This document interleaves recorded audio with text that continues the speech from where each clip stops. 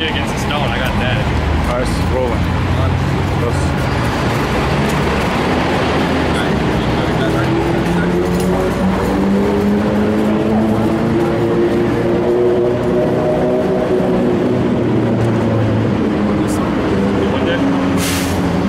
Dash against the stone. This is Isaiah 13 and 15. Everyone that is found shall be thrust through, and everyone that is joined onto them shall fall by the sword. Go ahead first. This is Isaiah 13 and 1. The burden of Babylon, which Isaiah, the son of Amos, did see.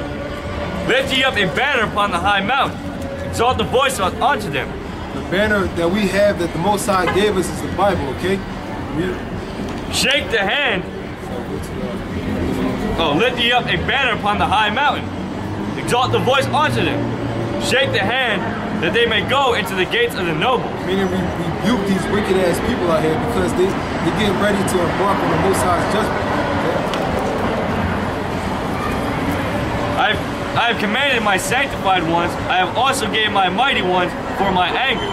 Even them that rejoice in my holiness, my highness. And those are the Most High's angels, okay? And also his men. We out here, we are sent out here to rebuke the wicked people, okay? Through the Spirit of the Lord. Oh, yeah. I have commanded my sanctified ones. I have also called my mighty ones for my anger, even them that rejoice in my highness. The noise of a multitude in the mountains, like as of a great people, a tumultuous noise of the kingdoms of nations gathered together. The Lord of hosts mustered the host of the battle. The word muster means control, okay? And that scripture is referring to World War III, okay? It's basically give me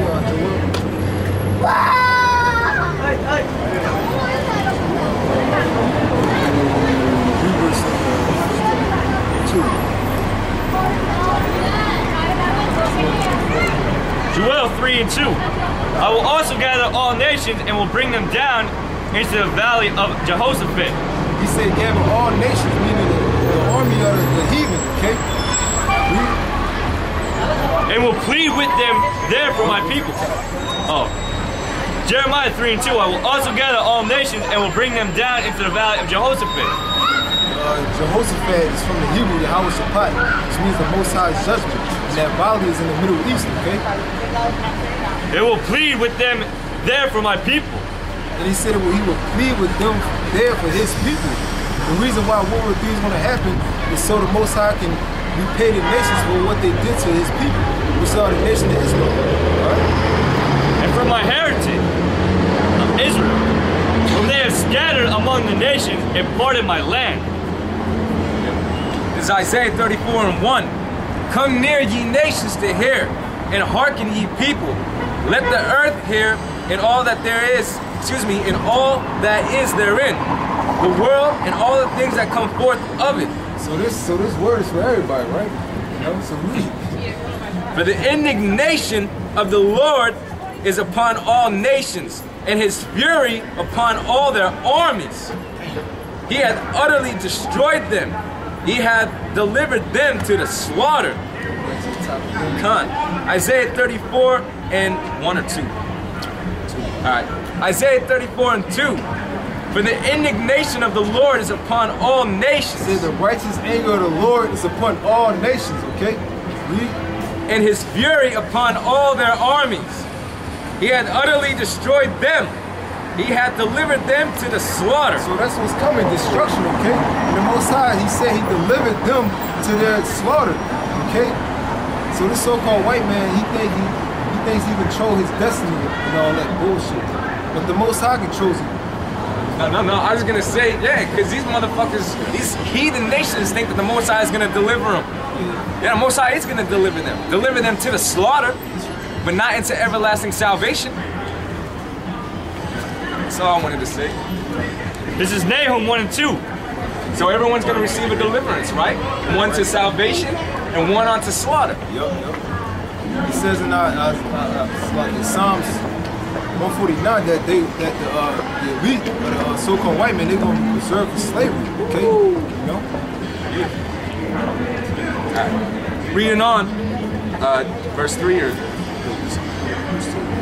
Isaiah 34 and 2. For the indignation of the Lord is upon all nations, and his fury upon all their armies. He had utterly destroyed them. He had delivered them to the slaughter.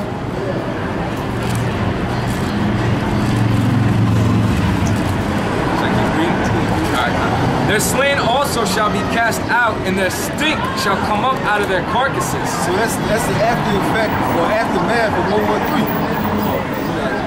Second Ezra 13.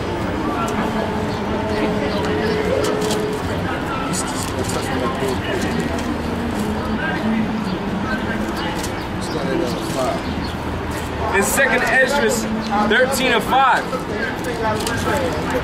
it says, and after this I beheld, and lo, there was gathered together a multitude of men out of number from the four winds of the heaven to subdue the man that came out of the sea. Now it says came out of the sea, meaning when the Lord's come back. Give me the Revelation 1:7 real quick. Which the Lord is coming back by the scripture that brothers might be reading.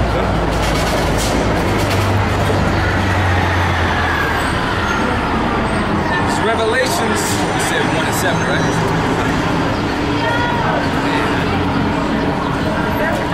It's Revelations 1 and 7. Behold, he cometh with clouds, and every eye shall see him, and they also which pierced him. He said, behold, he cometh with clouds. What are those clouds? The so-called, what people call UFOs, so the chariots of Israel, okay? It says, and all kindreds of the earth shall wail because of him. He said the whole earth is going to wail because of him. So the Lord's not coming back to bring peace to the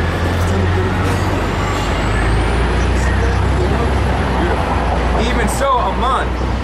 Amen. So that basically represents the reign of the Hebrew, okay? And also the two-thirds.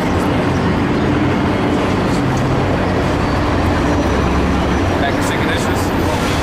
2nd Ezra 13 and 5. And after this I beheld, and lo, there was gathered together a multitude of men out of number from the four winds of the heaven to subdue the man that came out of the sea. But I beheld, and lo, he had graved himself. And that's those armies that's going to try to fight against the Lord. They're going to be utterly demolished, okay? Yep. But I beheld, and lo, he had graved himself a great mountain and flew up upon it. This is referring to basically what Jeremiah described the chariot as a great mountain, okay? And he said that he tried to find out what his mountain was called, but it actually wasn't a mountain, it was the chariot of Israel, okay? The chariot of that the Lord is coming in. And flew upon it, and flew up upon it. But I would have seen the region or place whereout the hill was graven, and I could not. And after this I beheld, and lo, all they which were gathered together to subdue him were sore afraid, and yet durst fight. So these part-ass soldiers, these part-ass Americans, got the spirit of warfare in them, they're going to be afraid on that day. They ain't going to be able to fight. If you keep reading, it says they were born to fight.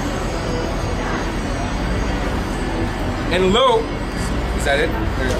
And lo, as he saw the violence of the multitude that came, he neither lifted up his hand, nor held sword, nor any instrument of war. But I only saw that he sent out of his mouth as it had been a blast of fire, and out of his lips a flaming breath, and out of his tongue he cast out sparks and tempests. And that's the Lord's weapon, what I call it vaporizers, okay? Which is intense fucking beams of heat, okay? Like you've seen on the movie Independence Day, movies such as what's that LA shit? War of Wars. Battlefield Los Angeles. Yeah, Battlefield Los Angeles. Star Trek. Star Trek. We had the other one. It's like seeing all that. Battleship. Yeah. Battleship 2012. Battleship, yeah. Slipped me out of it. Yep. Okay? And then the scriptures say it began that sea that was referring to Revelations 13 and 5, because it says that the man came out of the sea. Okay? It says, but I only saw, this is 2nd Ezra 13 and 10, but only I saw that he sent out of his mouth as it had been a blast of fire, and out of his lips a flaming breath, and out of his tongue he cast out sparks and tempests, and they were all mixed together, the blast of fire, the flaming breath, and the great tempest, and fell with violence upon the multitude, which was prepared to fight, and burned them up every one, so that upon a sudden of an innumerable multitude, nothing was to be perceived but only dust and smell of smoke. When I saw this, I was afraid. Like I said, when the Lord comes, man, that's the end of the so-called white man in these other nations, okay? He said all he can perceive is dust and smoke, man. Yeah, they showed you that in the movie War of the Worlds with Tom Cruise, okay? When that scene when basically it's like a fucking machine that came and destroyed the people, and they turned into dust, okay? They showed you that in Transformers 3, The Dark Side of the Moon.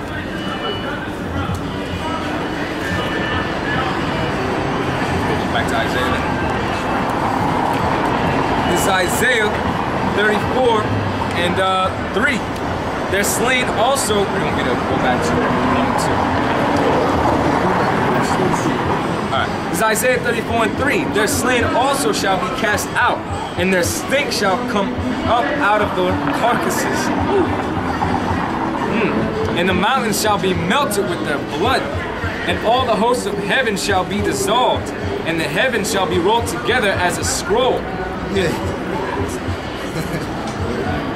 And all their hosts shall fall down, as the leaf falleth from off the as the leaf falleth off from the vine, and as a falling fig from the fig tree. And it said the heavens shall be rolled together as a scroll, meaning the nuclear mushroom cloud that produces after a nuclear blast, okay? It says, for my sword shall be bathed in heaven. For my sword shall fly through the sky with space, okay?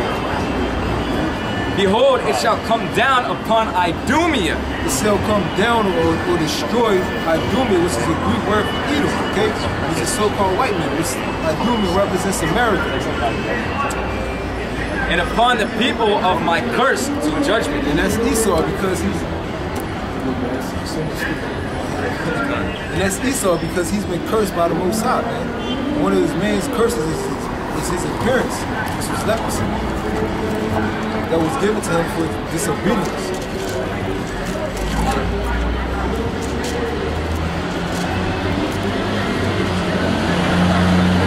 It says, beautiful. It's Isaiah 34 and 6. The sword of the Lord is filled with blood. It is made fat with fatness. And those are referring to the nuclear ICBM missiles, okay? Intercontinental ballistic missiles, which is going to destroy America. They're going to be shot from these other nations that have nuclear capabilities, okay? Such as Iran, okay? Russia, China, the EU nations, okay? Other nations that have nuclear capabilities. They're going to be responsible, well, the Most High is going to be responsible for the nation's destruction, for America's destruction. But he's going to do it by these other nations that have those nuclear weapons. Isaiah 9 and 5 real quick. This is Isaiah 9 and 5. For every battle of the warrior is with confused noise and garments rolled in blood. This is referring to ancient warfare. This is how soldiers used to fight during the ancient times. A sword and a shield, okay? And garments rolled in blood. But this shall be with burning and fuel of fire. This war, World War III, shall be with burning and fuel of fire. It's a fact that Einstein said, he said, I know not what weapons World War III would be fought,